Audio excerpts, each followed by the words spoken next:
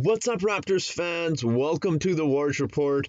I got some news regarding Kyle Lowry. So there were multiple reports this morning suggesting that Kyle Lowry wants to join the 76ers and that he'd be interested if the Raptors were to trade him to go to the 76ers. Obviously, that's his hometown, Philadelphia, so that makes sense.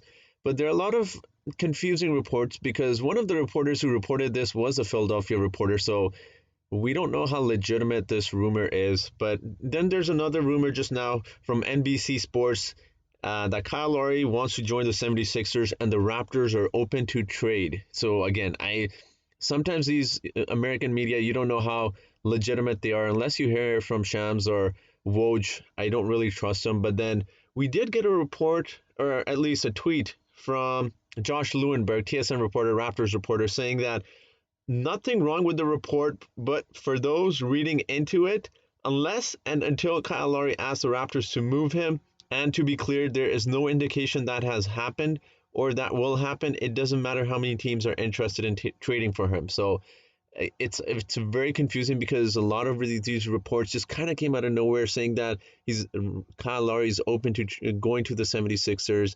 And right off the bat, I'm going to say, hell no, you are not trading Kyle Lowry.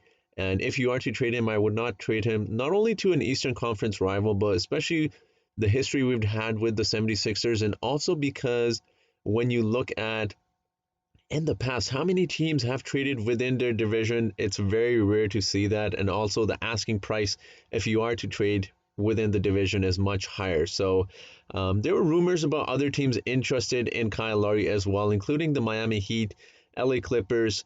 But I do want to focus on the 76ers because that's our main topic for today. So I want to look at a potential trade if we are to trade Kyle Lowry to the 76ers. So let's have a look at what that trade may look like. So if we were to trade Kyle Lowry and grant him his wishes of playing for the 76ers, this is a package I want to look at because I think this makes sense. And I know a lot of people don't want Danny Green, but for salary purposes, we do have to include him in the trade. So Danny Green, who's making about 15 somewhat million a year, needs to be included because Kyle Lowry is making a large sum. So Danny Green, you also get Tyrese Maxey, who's a really good young player. He's a shooting guard. Well, he's a guard. You can play him at both positions, point guard, shooting guard. He's 6'2", 200 pounds, and he's only 20 years old. And he's also averaging 8.6 points in only 16.9 minutes this season. And if you remember back early in the season, he had that one game when Ben Simmons was out. And in that game, he got 39 points, 8 assists, 7 rebounds, 3 steals, 2 blocks. So he's a walking bucket. Even in college, he was getting a lot of buckets. He's a really good young guard who the Raptors could definitely not only develop, but he's scoring. So he's someone we can build around in the future. He's only, again, like I said, only 20 years old. So you get a really good young player. And we also get a first-round pick in 2022. But we also get someone who many of you may not be familiar with. So Isaiah Joe. If you have not, first of all, just seen my draft video, it's actually the very first video I posted. And I talk about Isaiah Joe. That was one of the players the Raptors were looking to draft. But he ended up falling because he had an injury in his last season in college, and before that, he was just lights out from the three-point line. He's a really good three-point shooter, and he's also 6'4". One of the reasons he also dropped in the draft was because he's very light. For someone who's 6'4", he's only 165 pounds, which is really tiny. And he's only 21 years old, and his averages this season are 4.4 points in 12.4 minutes. But he's also shooting 37% from the three. So he was one of the best three-point shooters in college before that injury happened. That's also one of the reasons, as I said, he dropped in the draft. He went 49th overall. He was supposed to go much higher. He was projected to go first round, but because of injuries, a lot of teams passed on him. He's a very intriguing player. I personally wouldn't mind on the Raptors. And I know the first thought everyone's going to think is we already have way too many guards, but you acquired Danny Green because you can also flip him to another team. A lot of contenders would love to have Danny Green, and then you can flip him for another second-round pick or potentially, get a big man in that trade. So obviously our main need for the Raptors right now is a center, but the 76ers don't really have a big man outside of Joel Embiid and Dwight Howard, who I don't think the Raptors are going to get, and I don't think the 76ers are going to give up. So these are the 3 players you get, and then you also get a first-round pick in 2022, which is a bonus. You do give up Matt Thomas, but As we've seen, Matt Thomas is not getting very many minutes.